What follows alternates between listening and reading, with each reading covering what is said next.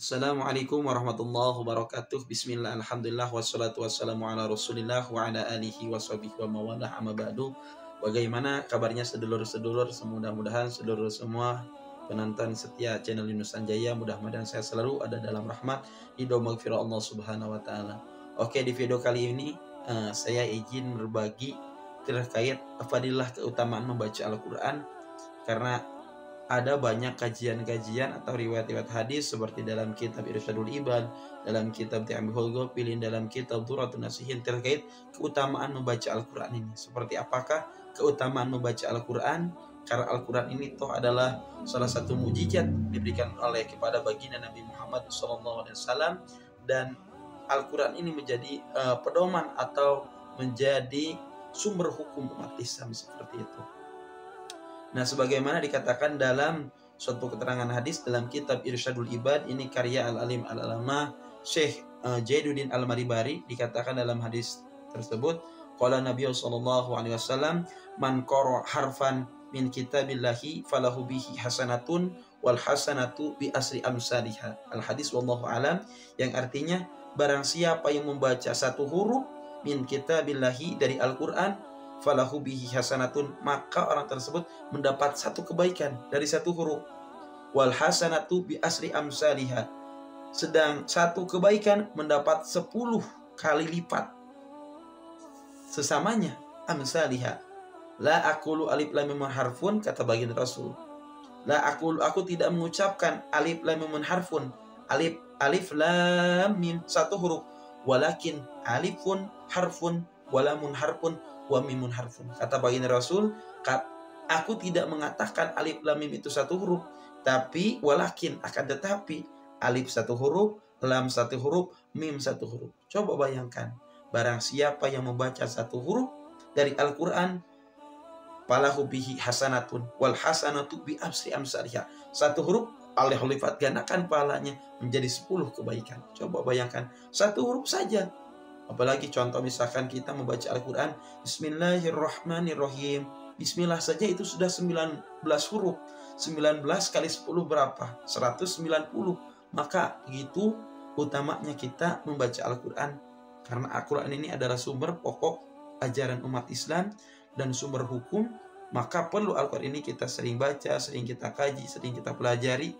Bahkan dalam hadis-hadis yang lain banyak yang menjelaskan tentang keutamaan Al-Quran ini, sebagaimana dikatakan dalam salah satu keterangan kitab, yaitu kitab Duratun Nasihin.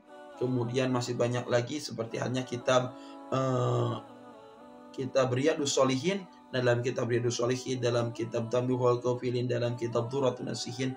Dan antaranya ini dalam kitab Riyadus Shalihin dijelaskan, kata baginda Rasulullah SAW, Iqra'ul Quran fa innahu ya'ti yaumal qiyamah syafi'an li ashabihi. Ini riwayat diriwayatkan oleh Abu Imamah. Kata Abu Imamah, Iqra'ul Quran, bacalah Al-Quran, fa innahu, karena sesungguhnya Al-Quran ya'ti yaumal qiyamah, akan datang Al-Quran di yaumal qiyamah, syafi'an li ashabihi, akan menjadi syafaat, akan menjadi penolong bagi orang-orang yang membacanya. Maka begitu penting kita harus rajin-rajin membaca Al-Quran ini. Agar apa? Agar kita kelak nanti di yaumul qiyamah mendapat syafaat dari baginda Rasulullah dan syafaat dari Al-Quran ini.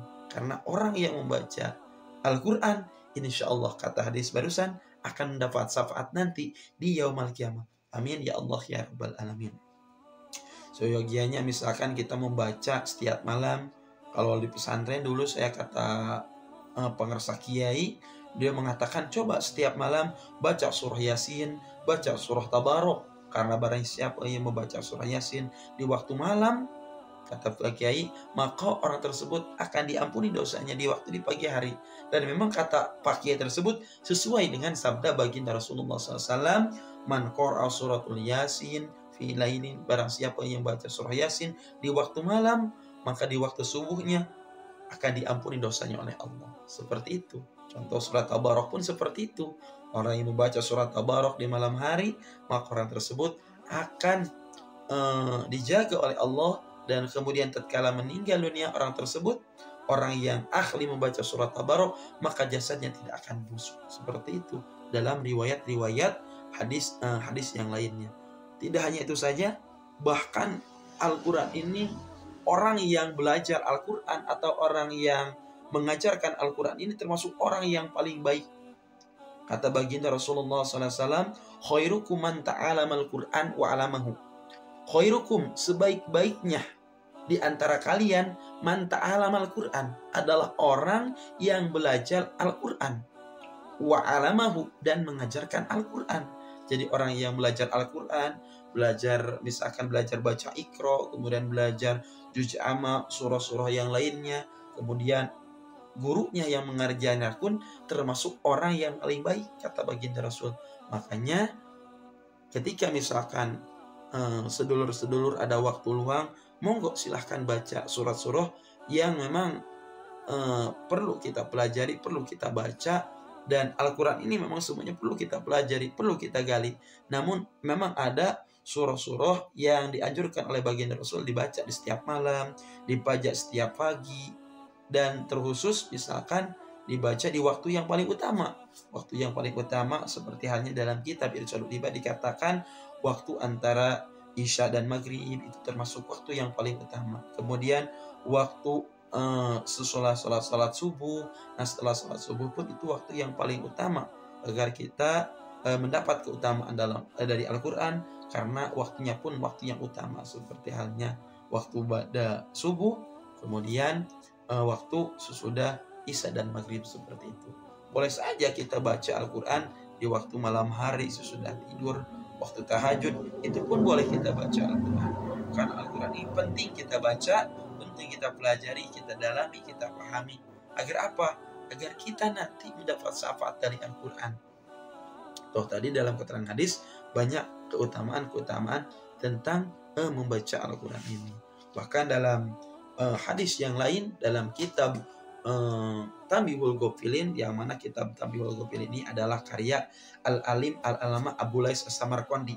Dikatakan dalam kitab Tanbihul Ghafilin, qala Nabi sallallahu alaihi wasallam, man istadharul Qur'an khafaballahu tabaraka wa ta'ala an abawaihil azab wa in kana kafirin. Ini saking utamanya kita belajar Al-Quran. Kata baginda Rasul, man istadharul Qur'an, barang siapa yang belajar Al-Quran, hafadhallahu tabaraka wa ta'ala an abawaihil azab wa in kana kafirin, pasti kedua orang tuanya, kata baginda Rasul, hafadhallahu, akan diringankan siksaannya, al-azab siksaannya, wa in kana kafirin, sekalipun mereka kedua orang tuanya itu agama kafir atau bukan Islam. Maka ketika misalkan anak seorang kafir kemudian masuk Islam, misalkan belajar Al-Quran, orang tuanya masih kafir, maka oleh Allah akan diringankan siksaannya karena belajar Al-Quran. Begitupun misalkan kalau sedulur-sedulur mempunyai anak kemudian diajarkan membaca Al-Quran, maka insya Allah akan menjadi wasilah diangkat derajatnya orang tersebut, orang tuanya tersebut oleh Allah Subhanahu wa Ta'ala. Dan kalau misalkan ini orang kafir pun saja, oleh Allah diringankan siksaan karena memiliki anak yang belajar Al-Quran. Apalagi kita, misalkan kita mempunyai anak agama Muslim, agama Islam, mempunyai anak diajarkan membaca Al-Quran, maka insya Allah akan menjadi wasilah diangkat derajat, akan menjadi wasilah diringankan siksaan nanti di yaumul qiyamah. Kalau bisa, insya Allah orang tua tersebut akan mendapat syafaat dari Al-Quran dan akan mendapat pertolongan dari anak yang menghafalkan Al-Quran. Maka dari sekarang yuk kita dalami, pelajari, baca Al-Quran. Karena insya Allah iqra'ul Quran ya'ti yaumal qiyamah syafi'an li ashabihi. Insya Allah mudah-mudahan kita semua mendapat syafaat dari Al-Quran nanti di yaumul qiyamah.